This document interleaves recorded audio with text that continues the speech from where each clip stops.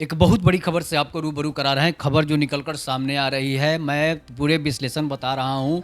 खेसारी लाल यादव जो है वो चुनाव लड़ रहे हैं। इसके बाद मैथिली ठाकुर चुनाव लड़ रही है। उसके बाद जो है रितेश पांडे चुनाव लड़ रहे हैं। पवन सिंह की पत्नी, प्यारी पत्नी ज्योति सिंह जो है चुनाव लड़ रही है।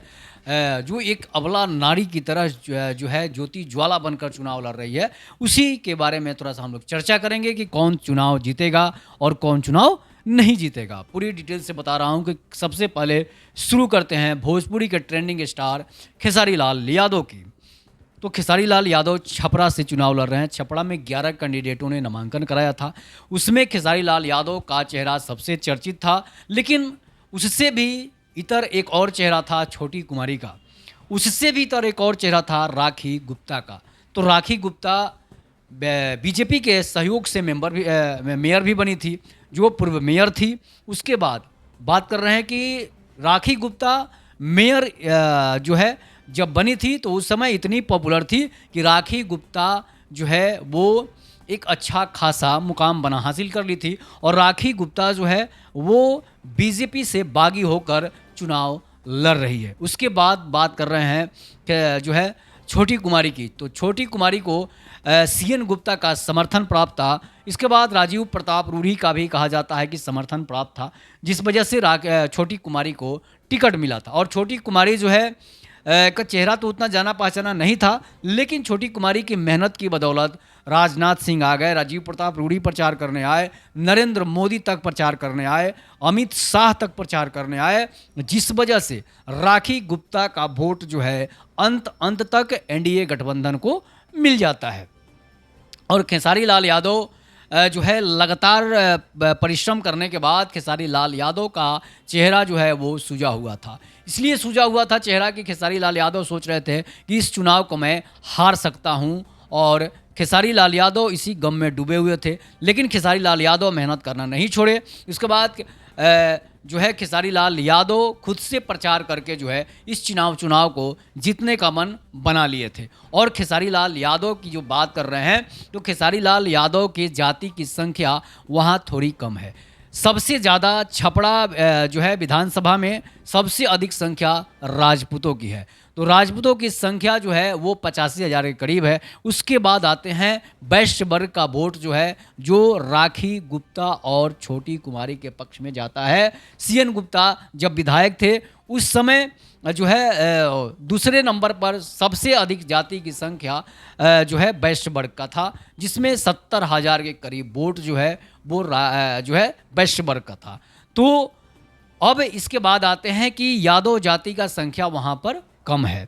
इसके बाद मुसलमान की भी संख्या कम है, जो है 40 हज़ार के करीब दोनों की संख्या है। मैं ये एक्यूरेट नहीं बता रहा हूँ, ये लोगों के बताए जो है उसी पर मैं आकलन कर रहा हूँ। और जो है तो 40-80 हज़ार हुए वोट। इसके बाद सिर्फ राजपूतों का वोट वहाँ पर 85,000 के करीब है। 70,000 के करीब बनिया वैश्य वर्ग का वोट है।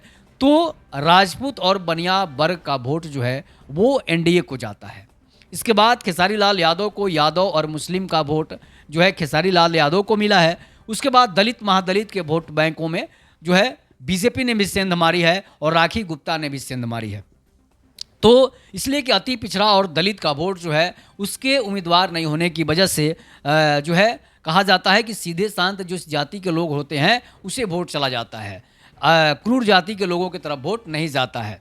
तो अब क्या है कि खेसारी लाल यादव तो पॉपुलर हैं, खेसारी लाल यादव तो ट्रेंडिंग स्टार हैं, उनको देखने के लिए भीड़ तो जुटती है, लेकिन वो भीड़ वोट में तब्दील हुई कि नहीं, तो टोटल विश्लेषण मैं आपको बता रहा हूँ।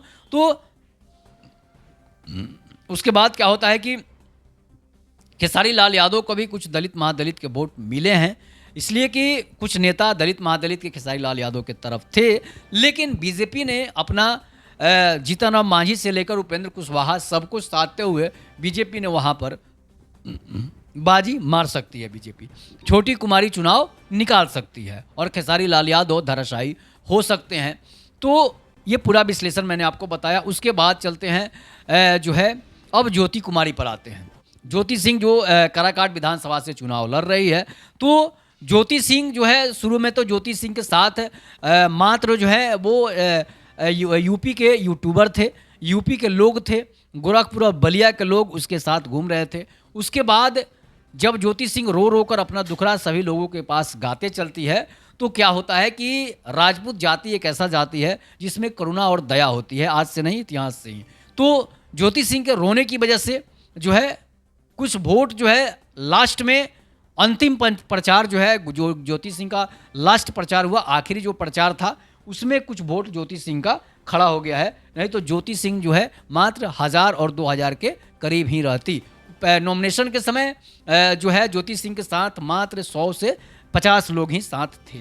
यूट्यूबर थे और पत्रकार थे, घूमने वाले कुछ लोग थे जो गोरखपुर और बलिया से आए हुए थे, लेकिन लोकल लोगों का कोई सपोर्ट ज्योति सिंह का नहीं था। उसके बाद महाबली सिंह एनडीए से उम्मीदवार हैं, अरुण सिंह जो है कुशवाहा जाति से जो आते हैं वो सीपीआई के उम्मीदवार हैं। तो सीपीआई का वोट जो है वो एक तरफा जाता है, जो है कैडर जो वोट है सीपीआई का वो सब सीपीआई को जाता है। उसके बाद एनडीए से महाबली सिंह है, महाबली सिंह सांसद भी रह चुके हैं, विधायक भी रह चुके हैं। तो महाबली सिंह से लोगों में नाराजगी है, इसलिए ये सीट जो है अब ज्योति सिंह की तरफ राजपूतों का वोट पलटेगा। राजपूतों का वोट पलटा है और ब्राह्मण और जो है भूमिहार का वोट भी ज्योति सिंह की तरफ से पलट सकता है, लेकिन इसलिए कुछ ही वोट पलट सकता है।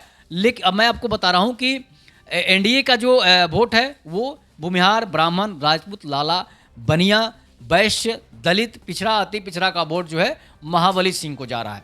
तो महाबली सिंह को जब जा रहा है तो समझिए कि ज्योति सिंह कहाँ है। तो ज्योति सिंह को 5000 से नीचे वोटों में ही सिमटना पड़ेगा और फिर से अरुण कुशवाहा वहाँ पर बाजी जीत सकते हैं, मतलब सीपीआई वहाँ से चुनाव जीत सकती है। यह है काराकाट के वोटों का विश्लेषण। उसके बाद अब रितेश पांडे की बात करते हैं। सारे सेलिब्रिटी का जो है मैं बात कर रहा हूँ। अब रितेश पांडे जहाँ से चुनाव लड़ रहे हैं कराहगढ़ विधानसभा है, तो कराहगढ़ विधानसभा में ब्राह्मणों की संख्या अच्छी खासी है।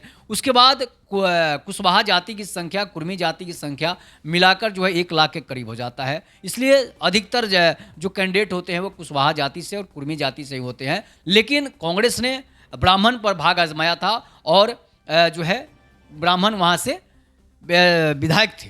तो अब ब्राह्मण विधायक थे, उसके बाद क्या होता है कि फिर से जो है वहाँ पर कांग्रेस ने उनको उतारा है। उसके बाद वहाँ पर सीपीआई जो है वो अलग चुनाव लड़ गई है और रितेश पांडे पूरे ब्राह्मण समाज को, जनसुराज से हैं तो पूरे ब्राह्मण समाज को साधने में सफल नहीं हो सकते हैं और फिर से जो है रितेश पांडे की सीट, मतलब कराहगढ़ विधानसभा जो है वो एनडीए के खाते में नहीं जाकर जो है वो फिर से कांग्रेस के खाते में जा सकता है।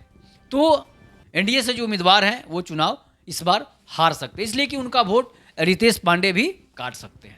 तो 5000 से नीचे रितेश पांडे का भी वोट वहाँ पर कराहगढ़ विधानसभा में इनको मिलने की उम्मीद है। उसके बाद आते हैं अब मैथिली ठाकुर की।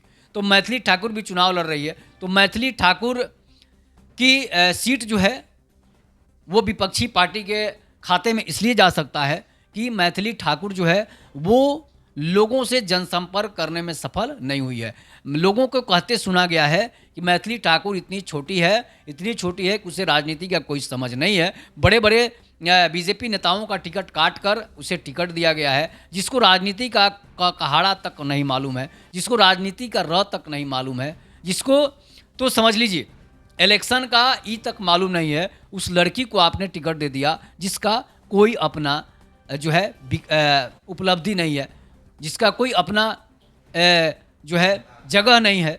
तो इसलिए जो है जिसका अपना पैलेस होता है, जिसका अपने अर्थ होता है, इसके बाद जो है वहाँ पर टिकट दिया जाता है। और मैथिली ठाकुर के लोगों का, पब्लिक का ये भी कहना था कि मैथिली ठाकुर किसी को प्रणाम करते समय सिर्फ हाथ जोड़कर चली जाती थी, किसी के पैर छूकर प्रणाम नहीं करती थी। और वही बात ज्योति सिंह में है कि ज्योति सिंह किसी भी जाति के लोगों के पैर छूकर प्रणाम कर रही है, उनके घर घर जा रही है।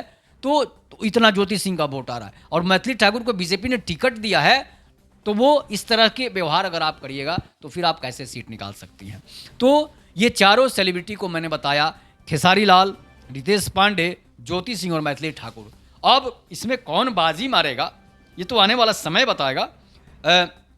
लेकिन जो मैंने आपको बताया, जो विशेष आकलन मैंने आपको बताया कि खेसारी लाल यादव कैसे चुनाव को लॉस कर सकते हैं या फिर चुनाव को जीत सकते हैं। मैंने जो वोटों का विश्लेषण बताया वो सिर्फ जाति के आधार पर बताया है, इसलिए कि बिहार में चुनाव जाति के ही आधार पर होता आया है। करहगर की वही स्थिति है, रितेश पांडे भी चुनाव हार सकते हैं। इसके बाद मैथिली ठाकुर बीजेपी की कैंडिडेट पर टिकट उम्मीदवार बीजेपी की टिकट पर उम्मीदवारी है कर रही है। तो ये सीट अब लॉस करता है या फिर सीट जो है विन करता है, ये आने वाला समय बताएगा, 14 तारीख बताएगा। लेकिन मैंने अपना विश्लेषण बता दिया, इस पर आप लोग अपनी प्रतिक्रिया जरूर दीजिएगा। तब तक के लिए नमस्कार, जय हिंद, जय भारत, जय श्री राम।